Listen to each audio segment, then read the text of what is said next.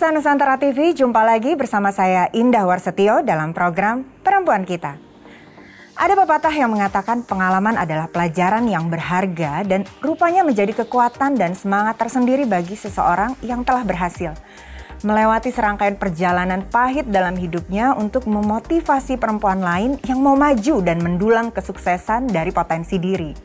Ya pemirsa, bintang tamu saya kali ini adalah dua perempuan yang mau membaktikan dirinya untuk membantu para seller dan buyer untuk bertatap muka langsung agar lebih aktif lagi dalam menjual dan membeli. Menjadi motivator dan fasilitator untuk para perempuan agar menjadi aktif dan mendapatkan income tambahan. Pemirsa pasti penasaran siapa sih dan apa yang dilakukannya? Sebelum kita sapa bintang tamu kita, mari kita saksikan tayangan berikut ini.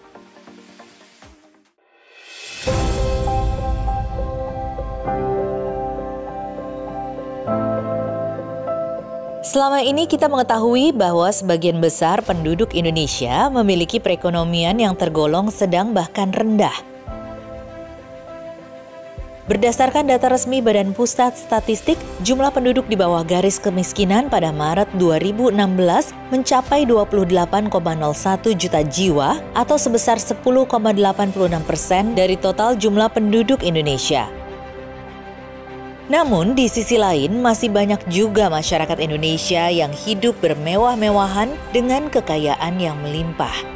Tidak salah jika ada pepatah yang mengatakan bahwa yang kaya makin kaya dan yang miskin makin miskin. Distribusi pendapatan yang tidak merata, kenaikan harga barang juga menjadi pemicu terjadinya kesenjangan sosial di Indonesia. Semakin naik harga suatu barang, maka masyarakat miskin pun semakin tidak bisa membeli barang. Sebaliknya, di sisi lain, para produsen barang semakin meningkat kekayaannya karena harga jual barang yang semakin tinggi. Tak dipungkiri, saat ini dunia telah mengalami globalisasi, di mana akses perdagangan semakin bebas dan terbuka antar negara. Didukung dengan perkembangan teknologi yang semakin canggih sehingga makin mempermudah proses komunikasi dan transaksi ekonomi.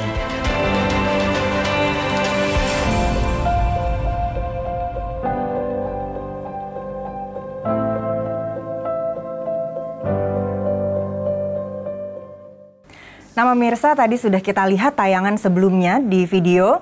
Nah, terhadap kesenjangan ekonomi yang masih sangat tinggi dari status kaya dan miskinnya nih Mbak Yeni, gimana nih Mbak Yeni menyikapi kondisi saat ini? Iya, memang kan kondisinya seperti itu yang di masyarakat kita Mbak. Iya tuh. Makanya saya dan beberapa teman tuh pengen kita tuh jadi perempuan yang mandiri, terus nggak terlalu tergantung sama pasangan kita, karena kan kita nggak tahu nanti ke depannya. Iya. Gitu.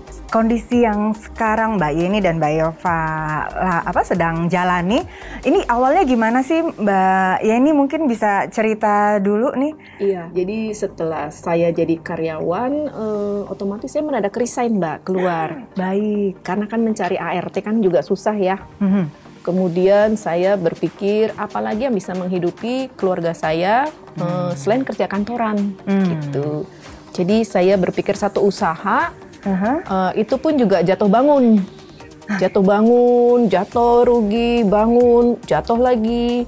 Kemudian setelah kelar, saya berhasil merambah usaha itu, saya merambah usaha lain. Gitu. Jadi saya paham seorang ibu, seorang bapak yang kekurangan rejeki, dia harus ngasih makan anaknya, sekolah anaknya, itu kan juga harus pakai uang ya. Nah itu gimana kita dapatnya, terus kita bisa nutup kekurangan biaya kita sehari-hari. Dari situ saya terpacu mau membagi, ini loh, jualan tuh harus seperti ini. Pengalaman saya ya saya salurin, prakteknya seperti itu.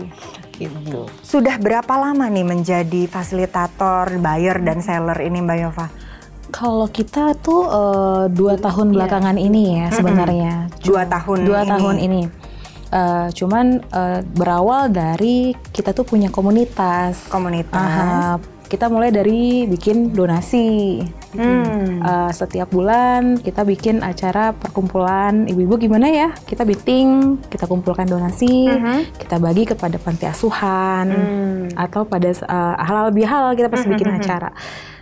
Terus kita punya ide gimana ya, kan banyak nih seller-seller baru yang dia tuh nggak tahu harus jualnya kemana, nggak punya buyer. Nah, kita punya banyak teman-teman yang mau beli tapi nggak tahu belinya di mana. Klop dong. Akhirnya Mbak Yeni punya ide, gimana kalau kita bikin acara seller buyer. Kumpullah di satu tempat. Akhirnya yang seller-seller baru muncul ini, mereka kayak termotivasi gitu. Ternyata tuh menjual itu nggak harus buka toko, terus pakai modal gede, enggak. Yang satu tuh modal apa? Kepercayaan. Nah, ini menarik banget ya Mbak Yova, Mbak Yeni. Nah, ketika membentuk komunitas nih Mbak Yeni, ini teman-teman yang dikumpulkan itu dari mana aja Mbak Yeni? Gimana bisa mengelola komunitas itu, datangnya dari mana? Memang teman lama atau alumni atau seperti apa? Sebenarnya sih saya juga nggak nyangka ya Mbak, responnya tuh teman-teman tuh sangat positif banget. Apalagi dari dunia medsos saja ya. Betul, apalagi kan teman di medsos saya itu 90% adalah teman baru. Bukan teman lama. Bukan teman lama bahkan. Banyak yang nggak kenal. Betul, betul. Nah, ini menarik. Ini gimana nih Mbak? Jadi kami ikut satu grup, terus yuk kita kopdar yuk. Misalnya siapa yang ulang tahun, kita datang. Terus kalau saya ulang tahun ya saya bikin acara tuh semenarik mungkin. Terus acara seller buyer ya. Acara makan siang bareng. Makan siang bareng. Kita bisa loh yang dari Bekasi, dari Tangerang datang ke Jakarta. Untuk sekedar kopdar ya. Gitu. Itu acaranya ngapain aja kalau lagi kopdar? Ya kalau ibu-ibu sih biasa ya, ngobrolin masalah. Gue bisa bikin cake ini nih gitu. Akhirnya coba gitu. Akhirnya kita tester. Gimana nggak kalau lo nggak jual aja gitu. Akhirnya jadi mata pencarian dia yang tadinya dia nggak percaya diri untuk jual. Jadi sebenarnya kita tuh memotivasi sih, kayak Mbak Yeni tuh motivasi orang-orang pedagang kecil yang tidak tahu sosial media, diajak Mbak Yeni. Jadi udah jualan di Facebook misalkan, jualan di sini gitu. Nah, apa sih Mbak Yeni, Mbak Yova yang dirasakan ketika bisa mempertemukan teman-teman antara pembeli dan penjual ini? Sebagian teman-teman saya sih pasti ada yang negatif Mbak. Sempat ada yang begitu. Sempat ada. Ngapain sih lo repot-repot, sedangkan kita jualan aja udah repot, urus keluarga udah repot. Buat apa cari pamor lagi? Kok mau meluangkan waktu, buang-buang waktu gitu. Menurut kita, kesuksesan tuh kesuksesan itu ya kita sukses bareng-bareng gitu.